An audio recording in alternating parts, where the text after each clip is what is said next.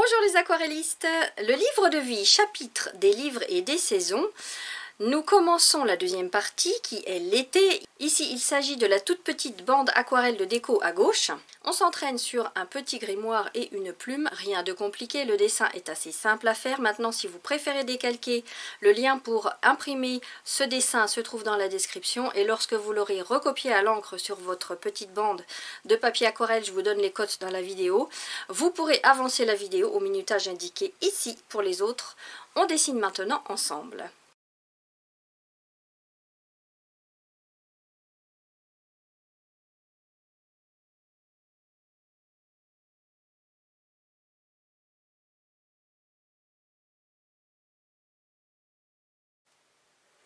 Donc voilà ma petite feuille d'aquarelle et mon brouillon.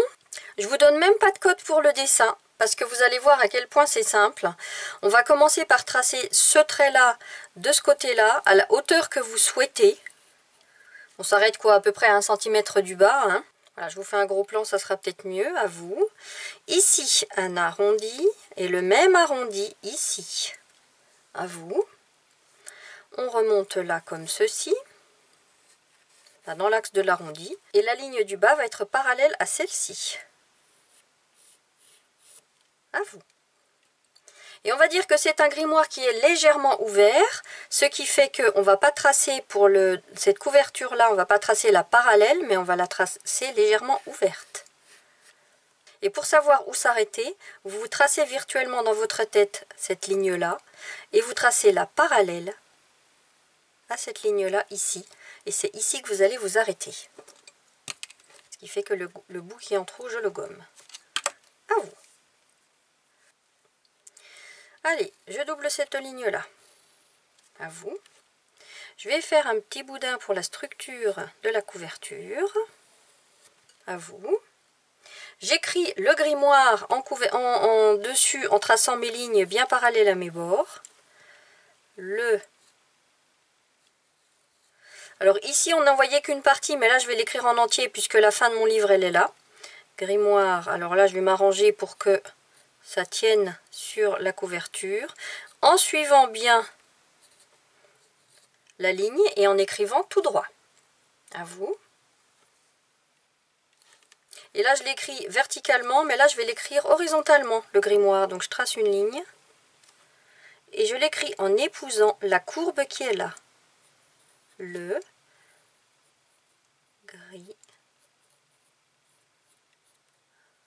grimoire. À vous.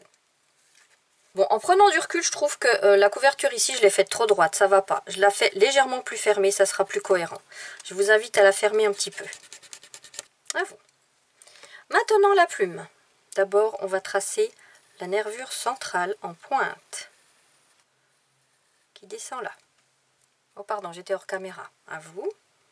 Ensuite, une pointe soit bien pointue comme sur mon modèle, mais on peut la faire aussi légèrement arrondie. Pour avoir une base, vous faites déjà ce mouvement-là. À vous. Et après, vous faites vos encoches. À vous. Maintenant, on va faire les couvertures. L'épaisseur de la couverture du grimoire, comme ça. Qui revient là, comme ça. À vous. Et maintenant, je vous invite à prendre votre stylo à encre indélébile. Je travaille ici avec la marque Unipin, pointe 0,1. Encre indélébile, c'est important si c'est votre premier atelier avec moi, parce que si vous travaillez avec une encre délébile, dès l'instant où vous allez mouiller pour appliquer vos couleurs, le dessin va se diffuser dans l'eau et il va disparaître. On commence par repasser ce qui est au premier plan, c'est-à-dire la plume, la nervure, qui va partir ici dans une feuille, entre deux pages. Hop, à vous. Ensuite, je fais juste les encoches comme ça.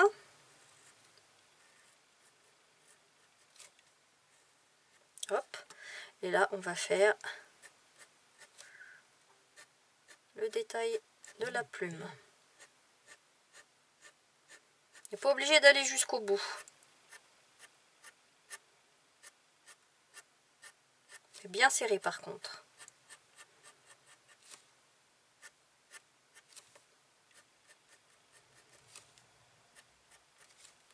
À vous. Ensuite, là c'est pris entre deux pages, donc on va faire le mouvement des pages avec un petit ovale autour et les pages qui arrivent comme ça là.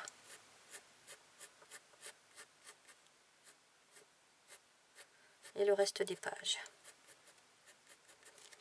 Et ensuite, on repasse juste notre dessin. J'ai terminé cette partie-là à vous. Et maintenant, on va rajouter des petits clous. Et ce qui est intéressant avec le fait de faire ce genre de clous, c'est qu'on va pouvoir leur rajouter une petite ombre propre à gauche, ce qui leur donnera du volume. Et en bas, j'en mets pas, j'ai pas la place. À vous.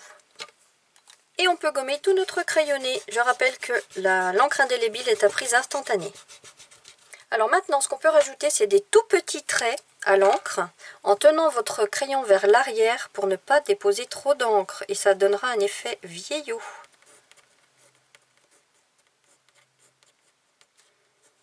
Au grimoire. Voilà, à vous. Bon, là, j'ai pas beaucoup de feuilles, j'en rajoute un petit peu. Là. Au niveau des couleurs, nous allons en avoir 6. La première, c'est du jaune profond. Ça s'appelle jaune profond chez White Nights. C'est la couleur 221, mais ça peut être un orange clair. Ensuite, un orange plus foncé, c'est le 315 de chez White Nights. Ensuite, j'ai un ocre d'or. Ici, c'est celui de chez Blox, le numéro 113. Après, ça peut être n'importe quel ocre d'or ou marron très clair. Hein. En marron plus foncé, j'ai le châtaigne 432 de chez White Nights. Ensuite, j'ai le bleu 515 de chez White Nights. Alors, le bleu 515, il est ici, sur ma palette. L'ocre d'or de chez Blox, il est ici. Et le châtaigne, il est là. Et puis, j'ai du dune. Alors, le dune, ça peut être, si vous n'en avez pas, ça peut être du gris clair mélangé avec un petit peu de beige ou du gris clair tout court. C'est juste pour s'amuser à travailler des mouvements sur la plume. Je vous laisse mettre pause le temps de préparer et choisir vos couleurs. J'ai fixé ma feuille à son support avec des pinces. C'est aussi à ça que servent les marges que je vous fais faire. J'ai mon petit bol d'eau à ma droite. À chaque fois que ma main sortira de la caméra, c'est que j'irai chercher de l'eau, soit que je rincerai mon pinceau, soit que je le réhumidifierai. Ne vous en étonnez pas. Là, je garde de la place pour poser ma paume. Je vais travailler avec ces trois pinceaux-là. Je vous montre la taille. À gauche, c'est le Kolinsky. Au milieu, c'est le pinceau Léonard, dont je vous mets les références au début. Et à droite, c'est le Escoda Perla. Alors, pour travailler la couverture, on va prendre les deux oranges, le jaune profond, le orange plus foncé et le châtaigne. Et peut-être que je rajouterai des mouvements avec le bleu, je ne sais pas, je verrai. Je prends mon pinceau Kolinsky pour tout mouiller. Je ne m'occupe de rien du tout. Vous voyez, il n'était même pas bien rincé depuis le test que je viens de faire. J'applique une première couche en jaune profond ou orange clair, ici, en laissant une belle tache de lumière sur le devant. Le reste, je remplis. Et je travaille également la couverture. Je change de pinceau, je prends le Léonard. Je retourne chercher la même couleur et vous allez voir la différence d'intensité. Bim, vous voyez, moins de poils, moins d'eau, plus de pigments, donc plus d'intensité. Je recouvre le tout. Bim. Je rince mon pinceau. Orange plus foncé. Je fais le tour de la tache blanche en laissant apparaître la première couche de couleur.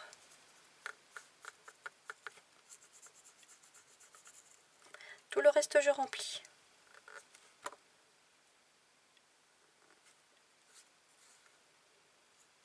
Hop, je rince mon pinceau. Et là, je vais commencer à travailler l'ombre à gauche sur le dos du livre avec le châtaigne.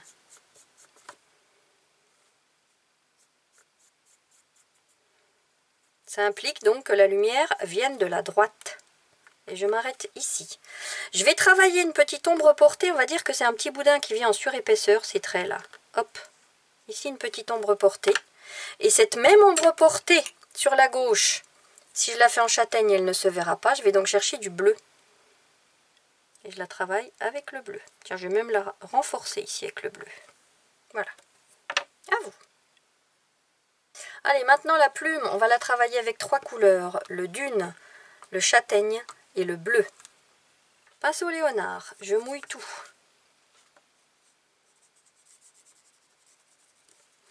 J'applique le dune.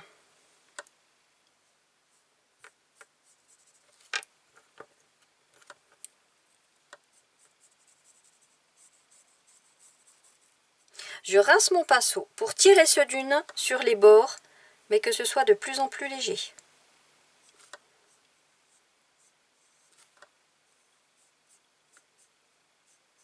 Plus on s'éloigne du centre, plus les couleurs sont légères. Hop. Le bleu. Un chouïa de bleu sur le centre. Maintenant, je vais chercher mon petit pinceau Escoda Perla. Et je vais tirer un petit peu de bleu sur les côtés. Même s'il commence à migrer joliment, vous voyez, il fait son travail tout seul. Maintenant, au milieu de tout ça, je vais rajouter une petite ligne de châtaigne. Une ligne de châtaigne, comme si c'était une ligne de bœuf. Allez, venez, on va se sniffer de la châtaigne. Hop. Et comme le châtaigne, vous voyez, il est super intense, eh ben, on va se rajouter une petite ligne de bleu par-dessus pour l'atténuer. Là, je m'amuse, hein.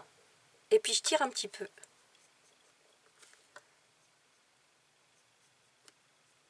Comme ça. Hop là.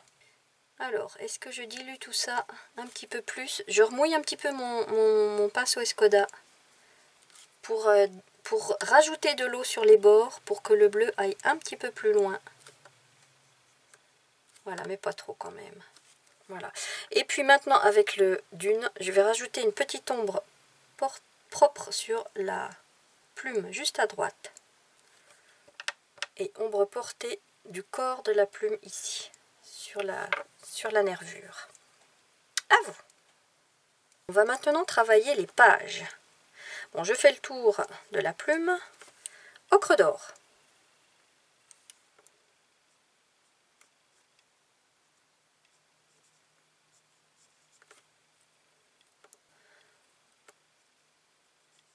Je remplis tout.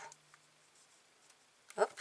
Et avec le châtaigne, on va avoir l'ombre portée de la plume sur les pages. On n'oublie pas que la lumière vient de la droite. Donc l'ombre portée, elle va être là, comme ça. Et en arrondi sur la couverture. Voilà. Et puis même là, on va faire un petit truc plus foncé. À vous. Tiens, je suis en train de penser, je vous ai fait faire l'ombre propre du corps ici à droite alors qu'elle est à gauche. J'ai fait une erreur. Mais vous savez ce que j'ai envie de faire? J'ai envie de mélanger du bleu avec un petit peu de dune pour retravailler cette ombre sur la gauche et qu'on la voit un peu plus. Ça nous fait un bleu-gris, vous voyez? C'est joli d'ailleurs. Je vais retravailler avec mon tout petit pinceau cette ombre là sur la gauche qui se verra un peu plus. Voilà. Comme ça, c'est pas mal. À vous. Je garde mon pinceau Escoda. Je retourne chercher du châtaigne pour travailler l'ombre portée. Des petits clous qui sont là. Alors, ombre propre, ombre portée, sur mon site, il y a toutes les explications. Là, je rajoute pas ici parce que tout est déjà dans l'ombre. À vous. Le petit boudin, est-ce que je le change de couleur? Oui, j'ai envie de le faire avec l'ocre d'or, histoire de lui donner, de le faire ressortir un petit peu par rapport au reste de la couverture. Là, et puis là aussi. Ouais, là, je vais le retravailler en châtaigne parce que comme c'est plus foncé, il faut que sa couleur soit plus foncée. Voilà. À vous. Et puis, les petits clous. Alors, les petits clous, est-ce que je les renforce avec le orange foncé? On peut. Parce que sinon, ils sont exactement de la même couleur que la couverture et ils ne ressortent pas assez. Hop. Hop, voilà. Donc du coup, les clous qui sont sur la couverture, sur le dos, eh ben, je les fais en châtaigne. Pour qu'ils ressortent tout pareil. Voilà. À vous.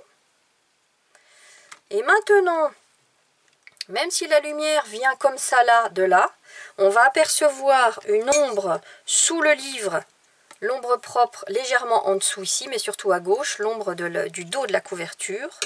Avec mon pinceau Kolinsky, je mouille tout le bas. Et avec mon pinceau Léonard, je vais chercher le gris que je viens de faire. Pour travailler l'ombre, alors l'ombre portée qui sera dans ce sens-là. La logique voudrait qu'elle soit dans le même sens que l'ombre portée de la plume. D'accord? Mais si je la fais dans le même sens, on la voit pas, je la perds. Donc tant pis, c'est pas très logique, mais je la fais quand même. Et une toute petite ombre sous le livre. Juste là. Voilà. À vous. Voilà, un petit exercice tout facile à faire. Bon voilà, c'est tout simple. Maintenant, si vous avez envie d'en faire plusieurs, des grimoires les uns à côté des autres, bien sûr, n'hésitez pas. Et n'hésitez pas à le poster sur notre groupe Facebook. Il y a une super ambiance. La semaine prochaine, je vous poste la suite, le texte, la déco et l'aquarelle de droite. En attendant, faites-nous de jolies aquarelles. À très bientôt.